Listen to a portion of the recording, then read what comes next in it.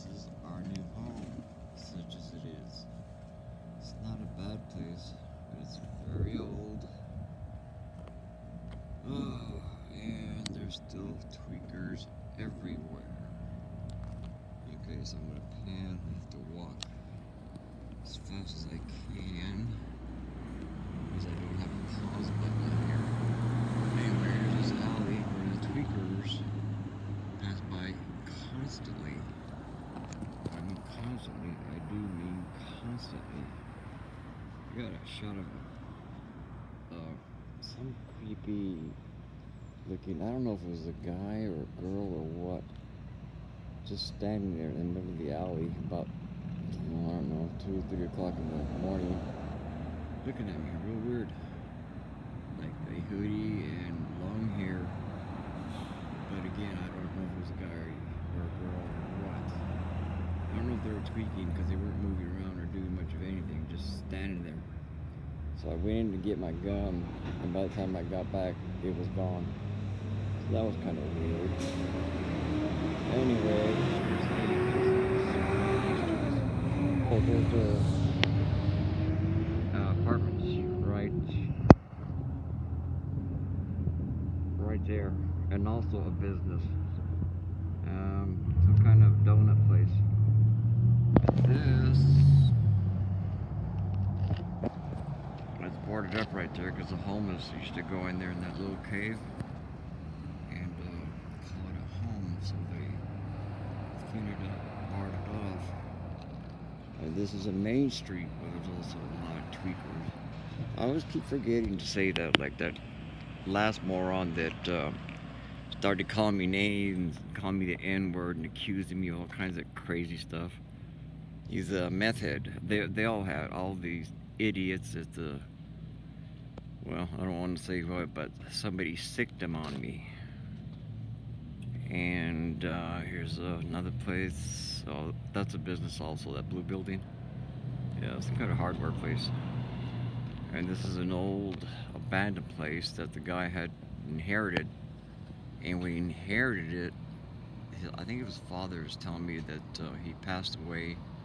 He inherited, and there were squatters, and they was, I think, they're over 10 years before they could finally evict them. It's weird here in Oregon. You can squat if you've got 10 years or over. It's almost impossible to get them out. Anyway, long story short, they finally got him out. So, like you see it right now, they're telling me that it was on the inside the same. The older man that lived there was a hoarder. And they literally took, actually, right next to it. See those 2 dumpsters? They're still cleaning it out. They've got one all the way full. And I asked the guy if there was anything that he could sell, you know, like in a garage sale, or here they call them estate sales. He said no, because it was just literally junk. I mean, junk. Oh, you're fine. If we had a fireplace, I'd get some of that wood from him, because they said a lot of it was just old furniture that was 2 feet up. Okay, next to this house, which is going for $40,000, believe it or not, just the way it sits. Because the house is worthless, but the guy telling me just for the property itself, it's worth $40,000. Oh Lord, I don't mean catching this poor woman walking by. And this is where they park the buses for the whole county of Coos Bay. You're okay, man. No, you're okay. No, I was filming the thing in the back. No, you're fine. And you what? Oh, that's all right. That's all right. Nothing wrong with that. This lady was just saying that she doesn't have no teeth. Hey, nothing wrong with that, man. Nobody's perfect. Not judging. Anyway, that's where the whole busing, the whole town of Coos County parks their buses. So that's a constant source of noise. No biggie, you can deal with that. And up and down the street, oh, right there next to that last bus on the left by the green truck, that's the maintenance department for the transportation, you know, where they clean, maintain, fix the buses. Oop. And down that way, yeah, get a constant source of tweakers walking up and down the aisle, or excuse me, walking up and down the street arguing. Some guy was arguing with his wife or girlfriend or whatever she was about cheating on him. And I was like, oh Lord. And I mean, literally, it's 2 o'clock in the morning. I had to come out here and told them to STFU. And the guy didn't say nothing, so they just carried on about. But this is a constant source. So anyway, oh yeah, I'm going to show you the yard. This is before I'm getting started on cleaning it. Somebody brilliant put this stupid palm tree there, which is no biggie. I mean, it's, you know, is a beautiful palm tree. It's just that they shed these gigantic leaves that are really hard to get rid of. The city won't pick them up in that little garbage can right there, and for that they charge for everything. Properly looking yard that I intend to fix up. And these are, oh, by the way, these hedges are huckleberry bushes, which is fine. You get huckleberries up the wazoo, which is great if you like huckleberries. It's just that they have thorns.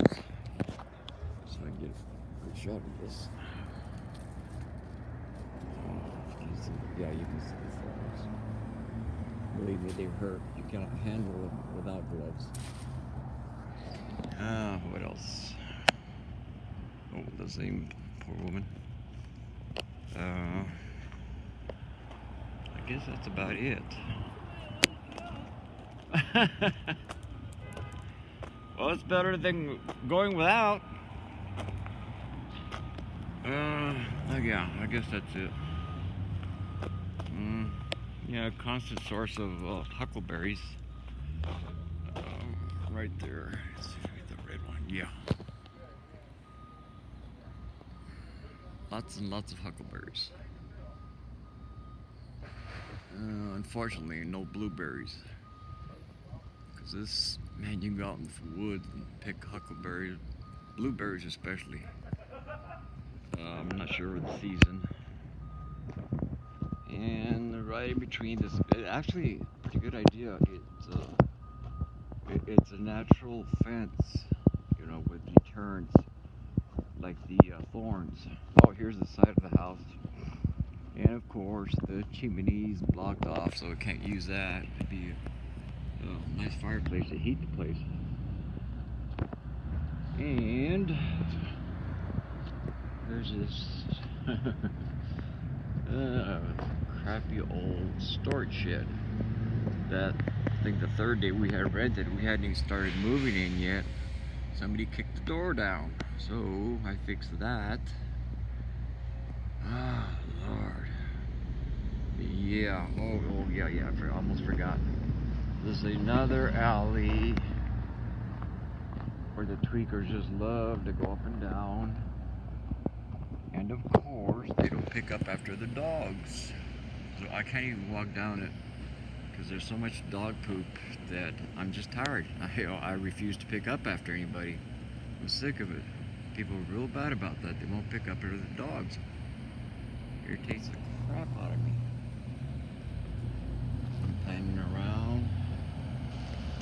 And believe it or not, this is a constant source, or excuse me, a passage or trail for the deer. So we get a lot of deer, raccoons. Oh, Lord. Man, just about everything you can think of. Whenever they built this town, they didn't know that this was a migration route. Oh yeah, there's a little passage right there. I gotta plant some more bushes in there. Seal that little gap up. Anyway, they didn't know at the time that this place, this whole town, was a migration route for deer. And along with deer, you have the predators like bear, cougars, bobcats. Oh man, there's just so much wildlife. It's crazy. And we're literally 2.5 blocks from the ocean. So we're even closer to the ocean than before. And the whole point of this video is to show you where we live, what kind of conditions. And, oh man, the meth head you just can't do anything about. There's just so many. But at least we don't have any neighbors that are meth heads. And the guy next to us is also married to, well, not also, but she's married to a Hispanic guy. And he's got 2 or 3 sons, all grown and stuff. So they're not into that. And I was, they both, you know, when they introduced themselves, pretty nice neighbors, told me that they were just asking because they wanted to know something about us, like, you know, if we were meth heads. And I told them straight out, no, of course not. We are not tweakers. And it was like that was a really big load off of their minds, because the people that lived here before were meth heads, and they tried to cook meth, and something went wrong, and they finally were able to evict them and get rid of them. But yeah, man, meth is just so prevalent in this town. It's just absolutely crazy. Anyway, bye y'all. And oh yeah, little Banner Bank. We used to bank there, but not anymore. They're just too unreliable. Anyway, thanks everyone for watching. This is Nada out. Thank you so much. Bye bye.